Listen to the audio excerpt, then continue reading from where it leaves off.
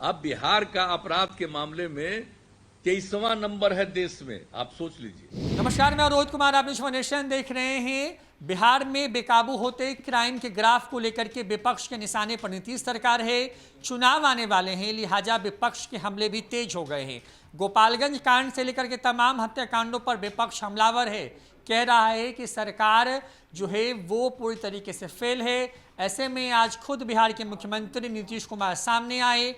उन्होंने बयान जारी करके साफ कर दिया है कि बिहार में क्राइम जो है कंट्रोल में है। हालांकि उन्होंने ये भी कहा है कि सब किसी को समझाना संभव नहीं है, कुछ लोग इधर उधर करने वाले हैं, लेकिन ये सरकार न किसी को बचाती है न किसी को फंसाती है। इसके पहले की जो लालू राबड़ी की सरकार थी, यानी कि मियाँ बीवी सरकार, उस सरकार में तो लोगों को बचाया जाता था और निर्दोषों को फंसाया जाता था, नरसंहार होता था। ये तमाम चीज़ें नीतीश कुमार ने कही और साथ ही केंद्रीय जो क्राइम ब्यूरो है उसके आंकड़े को रख कर के बता दिया है कि बिहार में राष्ट्रीय औसत से भी कम अपराध जो है वो अब होता है और राज्य 23वें नंबर पर आता है। ये नीतीश कुमार ने कहा है। छोड़ जाते हैं आपको बिहार के मुख्यमंत्री नीतीश कुमार की क्राइम पर विपक्ष के हमले के बयान के साथ। लॉ एंड ऑर्डर के बारे में एक बात खाली आपको बता देते हैं।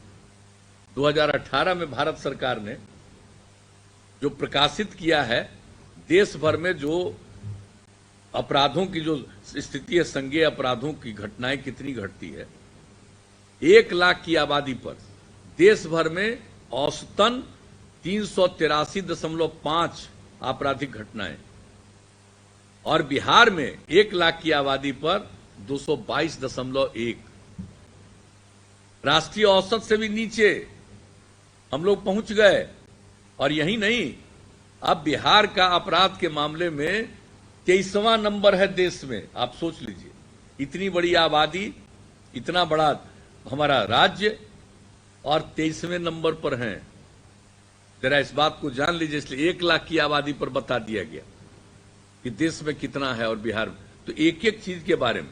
और झगड़ा जो होता है, हमने इसका भी आकलन किया, सबसे ज्यादा विवाद और झगड़ा जो होता है वो जमीन के विवाद को लेकर के होता है।